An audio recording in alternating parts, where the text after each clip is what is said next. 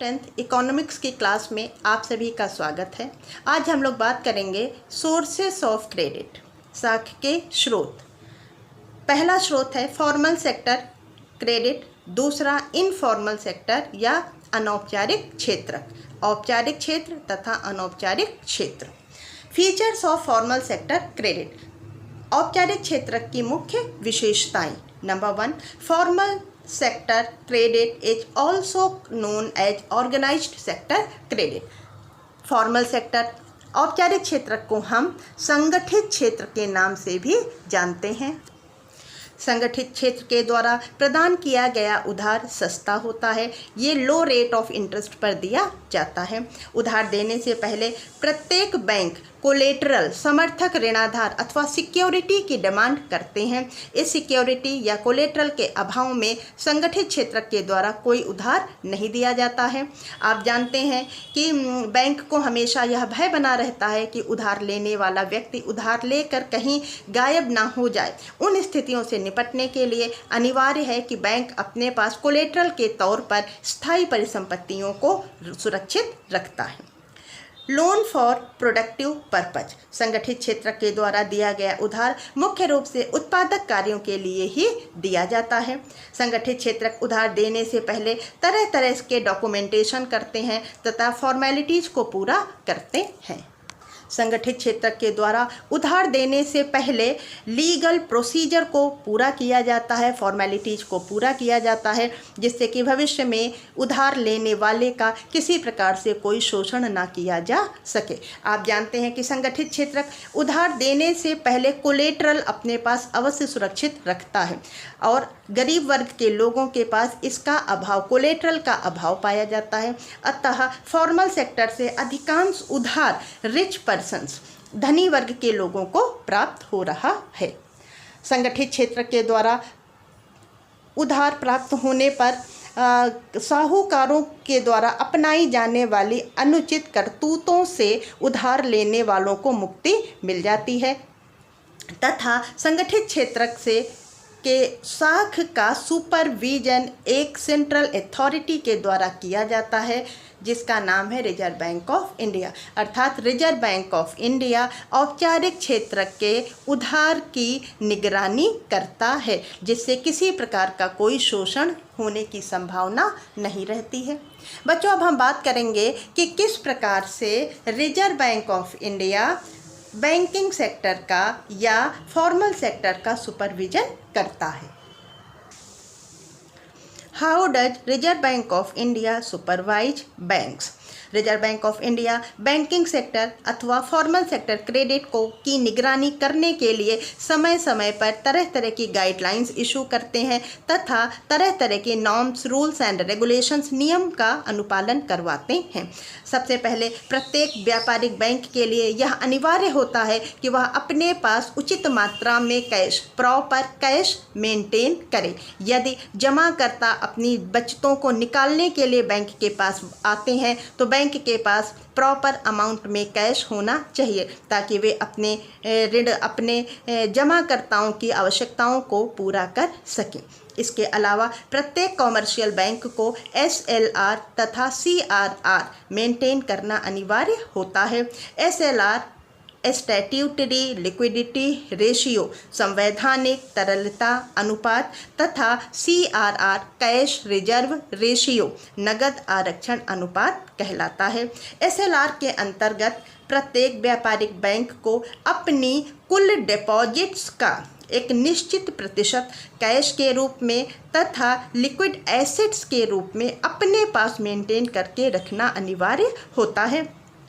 Liquid asset से तात्पर्य ऐसी परिसंपत्तियों से है जिन्हें आवश्यकता पड़ने पर बेचकर बाजार से पैसे प्राप्त किए जा सकते हैं, जैसे कि गोल्ड, सोना या अन्य स्थायी परिसंपत्तियां।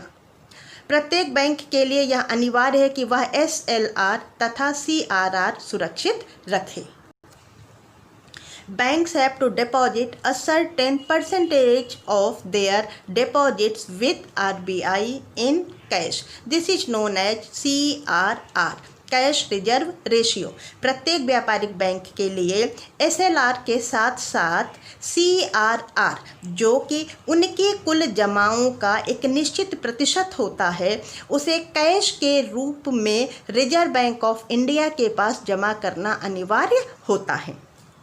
सीआरआर में हम सिर्फ कैश अमाउंट को शामिल करते हैं जो कि बैंक को रिजर्व बैंक ऑफ इंडिया के पास जमा करना होता है, जबकि एसएलआर में हम कैश तथा लिक्विड एसेट्स को शामिल करते हैं जो कि बैंक को अपने पास ही सुरक्षित रखनी होती हैं, परंतु सीआरआर या एसएलआर के रूप में रखे गए रिजर्व का इस्तेमाल करने की अनुमति बैंक को नहीं होती है। यह पैसा इसलिए सुरक्षित रख दिया जाता है ताकि भविष्य में कभी कोई क्राइसिस आती है यदि बैंक के सामने, तो बैंक उसका सामना कर सके। अभी कुछ दिन पहले की ही घटना है, यस बैंक के डिपॉजिटर्स एकदम से बैंक के पास अपना कैश वापस लेने पहुंच गए। बैंक को कैश क्रंच का सामना करना पड़ा। तो इन स्थितियों से बैंक को बाहर निकालने के लिए अनिवार्य है कि बैंक अपने पास कुछ रिजर्व सुरक्षित रखें। सारा का सारा पैसा वह आगे दूसरे लोगों को उधार देने में खर्च ना करें। रिजर्व बैंक समय समय पर ब्याज के दर के निर्धारण से संबंधित गाइडलाइंस भी इशू करता है। कितना ब्याज की दर बोरोवर्स से लेनी है तथा किस रेट ऑफ इंटरेस्ट पर इंटरेस्ट डिपॉजिटर्स को, जमाकर्ताओं को उनकी बचतों पर देना है। इन सब का निर्धारण करने के लिए भी guidelines reserve bank of India के द्वारा दी जाती हैं। उसके अलावा रिजर्व बैंक ऑफ इंडिया व्यापारिक बैंकों को डायरेक्ट करती है, उन्हें आदेशित करती है कि वह अपने द्वारा दिए गए लोन में सिर्फ और सिर्फ प्रॉफिट मेकिंग यूनिट्स को ही शामिल ना करे, अर्थात जो सरकार द्वारा निर्धारित प्रायोरिटी सेक्टर्स होते हैं जैसे कि एग्रीकल्चरल सेक्टर, एमएसएमई सेक्टर इत्यादि को भी पर्याप्त मात्रा में ऋण देते रहें, जिससे कि अर्थव्यवस्था का सुचारू रूप से संचालन होने में मदद मिले। अब हम बात करेंगे इनफॉर्मल सेक्टर क्रेडिट। इसके क्या फीचर्स हैं? पहला, हाई इंटरेस्ट रेट। बच्चों, जो हम लोगों ने फॉर्मल सेक्टर के फीचर्स पढ़े हैं, आप देखेंगे उनके उलट, उनके एकदम अपोजिट आपको यहाँ फीचर्स देखने को मिलेंगे। पहला, हाई इंटरेस्ट रेट। असंगठित क्षेत्र के द्वारा दिया गया उधार बहुत ही महंगा होता है, यहाँ पर ब्याज की दर बहुत ऊंची ली जाती है। नेक्स्ट, समर्थक ऋणाधार की अनिवार्यता नहीं होती है, कोलेट्रल के अभाव में भी यहाँ पर उधार दे दिया जाता है। उधार उत्पादक तथा अनुत्पादक दोनों कार्यों के लिए प्रदान किया जाता है। इस क्षेत्र के द्वारा उधार प्राप्त करना बहुत ही आसान होता है। साहूकार से ऋण लेना सरल होता है, इसके लिए व्यक्तियों को कोई बहुत इंतजार भी नहीं करना पड़ता है। उधार देने से पहले किसी प्रकार के लीगल प्रोसीजर को नहीं अपनाया जाता है, अतः डॉक्यूमेंटेशन भी बहुत ही कम मात्रा में किया जाता है। किसी प्रकार का कोई डॉक्यूमेंटेशन ना होने की वजह से किसानों के साथ माल प्रैक्टिसेस या उनका एक्सप्लॉयटेशन होने की संभावना बनी रहती है। असंगठित क्षेत्र में उधार लेने वाले के साथ गड़बड़ी, उसके हिसाब किताब में गड़बड़ी करते हैं और तरह तरह से किसानों का शोषण भी होता रहता है।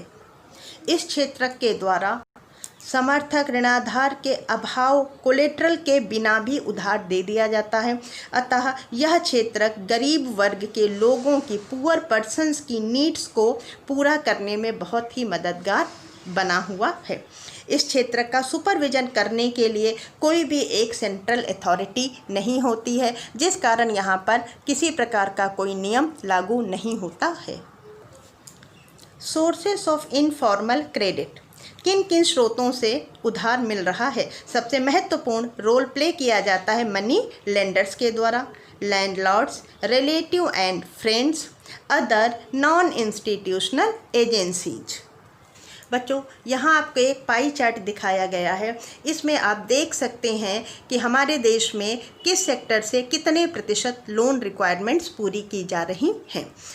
जो भी लोन रिक्वायरमेंट्स हैं उसका 25% कॉमर्शियल बैंक्स के द्वारा, जबकि 25% कोऑपरेटिव सोसाइटीज़ या कोऑपरेटिव बैंकिंग सिस्टम के द्वारा पूरी की जा रही हैं।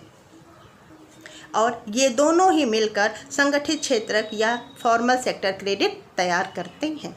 असंगठित क्षेत्रक में मनी लेंडर्स के द्वारा 33%, लैंडलॉर्ड्स के द्वारा 1%, फ्रेंड्स एंड रिलेटिव्स के द्वारा 8%, जबकि नॉन इंस्टीट्यूशनल एजेंसीज के द्वारा 2% लोन रिक्वायरमेंट्स पूरे किए जाने का कार्य किया जा रहा है। आप देख सकते हैं कि अदर इंस्टीट्यूशनल एजेंसीज के द्वारा 5% कुल लोन रिक्वायरमेंट्स का पूरा किया जा रहा है। ये अदर इंस्टीट्यूशनल एजेंसीज से तात्पर्य उन सरकारी संस्थाओं से है जो कोऑपरेटिव सोसाइटीज या कॉमर्शियल बैंक के अतिरिक्त होते हैं, जैसे कि रीजनल रूरल बैंक, क्षेत्रीय ग्रामीण बैंक, लैंड डेवलपमेंट बैंक, भूमि विकास बैंक इत्यादि। तो एक tariके से अदर इंस्टीट्यूशनल एजेंसीज भी फॉर्मल सेक्टर क्रेडिट के अंतर्गत ही शामिल की जाएंगी। बचा हुआ 1% सरकार के द्वारा दिया जाता है। तो इस प्रकार से आप देख सकते हैं 25% प्लस 25% प्लस 5% और प्लस 1%, कुल मिलाकर 56% लोन रिक्वायरमेंट्स का फॉर्मल सेक्टर के द्वारा, जबकि बचा हुआ भाग इनफॉर्मल सेक्टर के द्वारा दिया जा रहा है। आपसे प्रश्न पूछा जाता है कि हमारे देश में संगठित क्षेत्रक से अधिक उधार मिल रहा है या असंगठित क्षेत्रक से, तो आप उत्तर में बताएंगे कि हमारे देश की लोन रिक्वायरमेंट का लगभग 60% फॉर्मल सेक्टर के द्वारा, जबकि लगभग 40% इनफॉर्मल सेक्टर के द्वारा पूरा किया जा रहा है। क्योंकि फॉर्मल सेक्टर में cooperatives, bank, other institutional agencies तथा गवर्नमेंट इन सब को शामिल करते हैं। इस पाई चार्ट को देखकर आप इस परिणाम पर पहुंच सकते हैं कि स्वतंत्रता के इतने वर्षों के बाद भी हमारे देश में लोन रिक्वायरमेंट्स के लिए आज भी एक बड़ा वर्ग सेठ, साहूकार और महाजनों पर निर्भर कर रहा है। हमारे देश में बैंकिंग सिस्टम का डेवलपमेंट अधिक से अधिक किए जाने की अनिवार्यता है, ताकि लोगों की डिपेंडेंसी इनफॉर्मल सेक्टर से समाप्त हो सके। आप जानते हैं कि इनफॉर्मल सेक्टर में आपको ज़्यादा ऊंची रेट ऑफ इंटरेस्ट पर उधार मिलता है, साथ ही साथ तरह तरह के शोषण होने की भी संभावना बनी रहती है। बच्चों, आपको एक चित्र दिखाई दे रहा है ग्राफ 2, जिसमें 4 पाई चार्ट बने हुए हैं। अर्थात हमने यहाँ पर अपने देश की टोटल पॉपुलेशन को इन 4 वर्गों में विभाजित कर दिया है। पहला वर्ग पुअर हाउस होल्ड्स का है, दूसरा ऐसे हाउस होल्ड्स हैं जिनके पास कुछ परिसंपत्तियाँ हैं, तीसरा वेल ऑफ हाउस होल्ड, अच्छी कंडीशन के लोग हैं, और चौथे में हम धनी वर्ग के लोगों को, रिच हाउस होल्ड्स को शामिल करते हैं। अब हम बात करेंगे कि इन चारों सेक्टर्स में से, इन चारों वर्ग के लोगों में से किस वर्ग के लोगों को संगठित क्षेत्रक से उधार अधिक मिल रहा है, जबकि किन वर्ग के लोगों को असंगठित क्षेत्रक अथवा इनफॉर्मल सेक्टर से अधिक लोन मिलता है।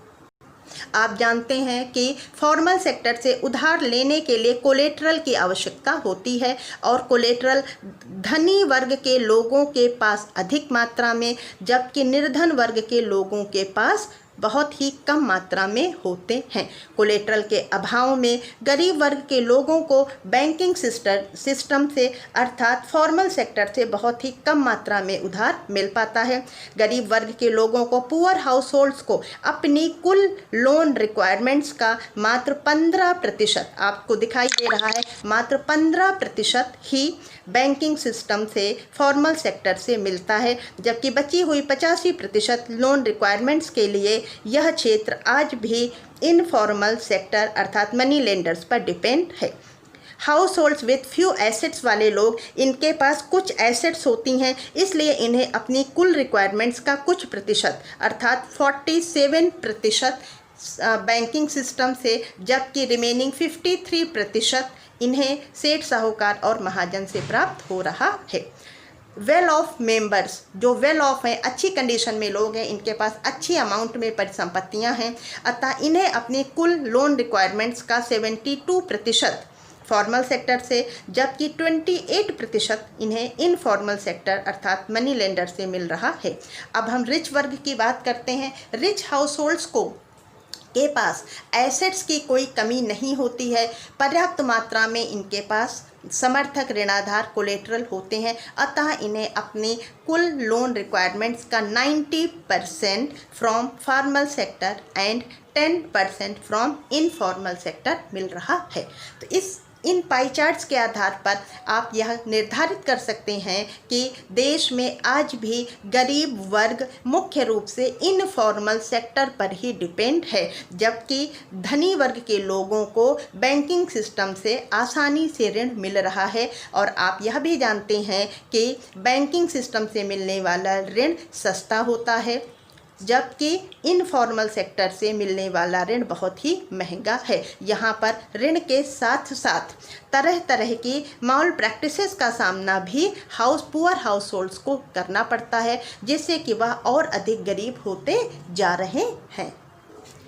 गरीब वर्ग के लोग जिनके पास समर्थक ऋणाधार का अभाव है, ऐसे लोगों की मदद करने के लिए एक नया कॉन्सेप्ट सामने आया है, जिसको हम स्वयं सहायता समूह के नाम से जानते हैं। ऐसे लोग जिनके पास समर्थक ऋणाधार का अभाव है, उन्हें अपने आप को स्वयं सहायता समूह सेल्फ हेल्प ग्रुप में संगठित करना होता है, ताकि उन्हें बैंक से आसानी से उधार मिल सके। अब हम बात करेंगे self help groups for the poor, निर्धनों के स्वयं सहायता समूह।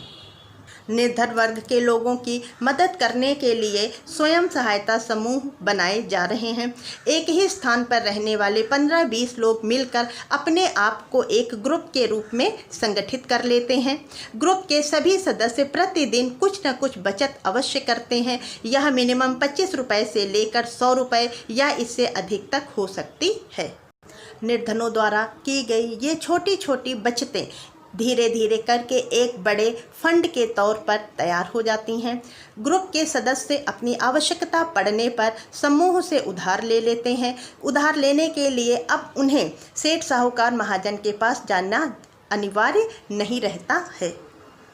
उनकी ज़रूरतें समूह के द्वारा पूरी कर दी जाती हैं। जब समूह 1-2 साल तक लगातार इसी प्रकार कार्य करता रहता है, उनके पास एक ह्यूज अमाउंट में बहुत अधिक मात्रा में बचतें इकट्ठी हो जाती हैं, तब बैंकों के द्वारा समूह को उधार देना प्रारंभ कर दिया जाता है। व्यक्ति विशेष को कोलेटरल के अभाव में बैंक उधार नहीं देते हैं, परंतु स्वयं सहायता समूह के रूप में जब व्यक्ति अपने आप को संगठित कर लेते हैं, तब बैंक के द्वारा स्वयं सहायता समूह के फंड को कोलेटरल मानकर उसके अगेंस्ट में लोन देने का प्रावधान बनाया गया है। महिलाओं ने अपने आप को स्वयं सहायता समूह के रूप में संगठित करके अधिक से अधिक मात्रा में बैंकों से उधार लेकर उत्पादक कार्यक्रम शुरू किए हैं तथा वित्तीय रूप से आत्मनिर्भर बन गई हैं। महिलाओं को उधार प्रदान करने में ग्रामीण बैंक ऑफ बांग्लादेश का योगदान बहुत ही सराहनीय है। थैंक यू बच्चों।